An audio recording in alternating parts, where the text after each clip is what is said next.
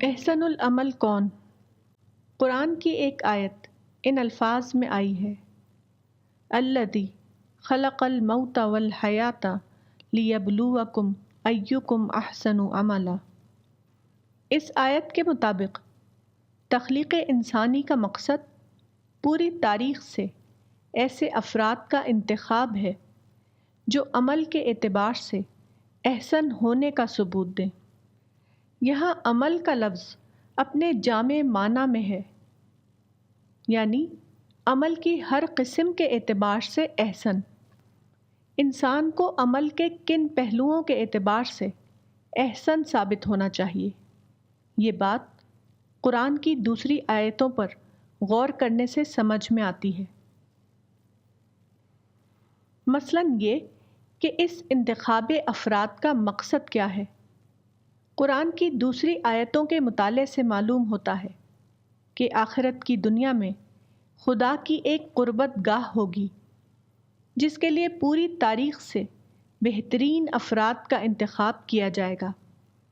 اس قربت گاہ کو بتانے کے لیے دوسری جگہ یہ الفاظ آئے ہیں، ان الذین قالوا ربنا اللہ ثم استقاموا تتنزل علیہم الملائکۃ الا تخافوا ولا تحزنوا وابشروا بالجنۃ التی کنتم توعدون نحن اولیاؤکم فی الحیاۃ الدنیا وفی الآخرۃ ولکم فیہا ما تشتہی انفسکم وَلَكُمْ فِيهَا مَا تَدَّعُونَ نُزُلًا مِّن غَفُورٍ رَّحِيمٍ۔ یعنی جن لوگوں نے کہا کہ اللہ ہمارا رب ہے، پھر وہ ثابت قدم رہے، یقیناً ان پر فرشتے اترتے ہیں اور وہ ان سے کہتے ہیں کہ تم نہ اندیشہ کرو اور نہ رنج کرو، اور اس جنت کی بشارت سے خوش ہو جاؤ جس کا تم سے وعدہ کیا گیا ہے۔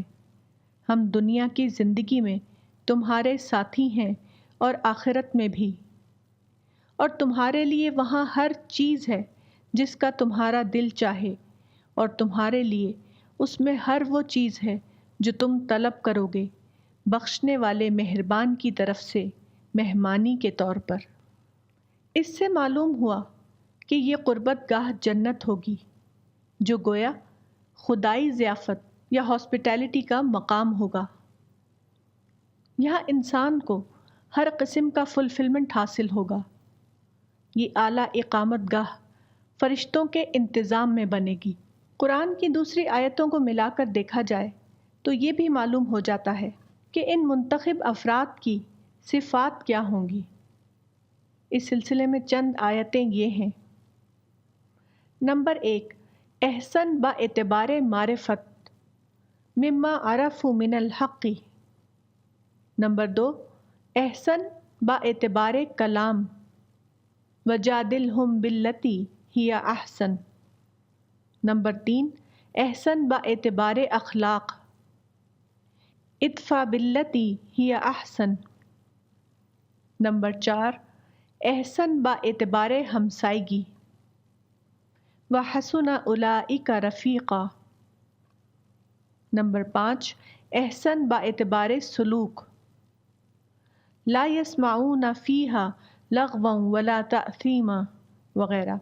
اس قسم کی صفات جنت میں جا کر انسان کے اندر پیدا نہیں ہوں گی، بلکہ اسی دنیا میں انسان کو اپنے اندر یہ صفات پیدا کرنا ہے۔ یعنی ان پہلوؤں کے اعتبار سے جو لوگ موجودہ دنیا کی زندگی میں احسن العمل ثابت ہوں، وہ اللہ کی نظر میں قابل انتخاب افراد ہیں۔ فرشتوں کے ریکارڈ کے مطابق ایسے لوگوں کو منتخب کر کے ایک ایسی دنیا میں جمع کیا جائے گا جو ابدی ہوگی اور عرضها السماوات والارض کے مصداق ہوگی، یعنی جس کی وسعت آسمانوں اور زمین کے برابر ہے۔ اہل سائنس نے ارض و سما کی جو تاریخ دریافت کی ہے، اس سے معلوم ہوتا ہے کہ خالق کائنات نے ایک عالم کی تخلیق کی۔ اس عالم میں وہ ساری خوبیاں موجود تھیں جو انسان جیسی کوئی مخلوق سوچ سکتا ہے، لیکن اس وسیع دنیا میں بظاہر رہنے والے لوگ موجود نہ تھے۔ اس کے بعد خالق نے انسان کو پیدا کیا، انسان کو مکمل آزادی دے کر سیارہ ارض پر بسنے کا موقع دیا۔ آزاد ماحول کی یہ دنیا گویا ایک عظیم انسانی نرسری تھی۔ اس میں ہر عورت اور مرد کو یہ موقع دیا گیا کہ وہ اپنے آپ کو گرو کرے اور یہ ثابت کرے کہ وہ مطلوب معیار کے مطابق پورا اترتا ہے یا نہیں۔ یہ کام فرشتوں کی نگرانی میں پوری تاریخ میں جاری رہا۔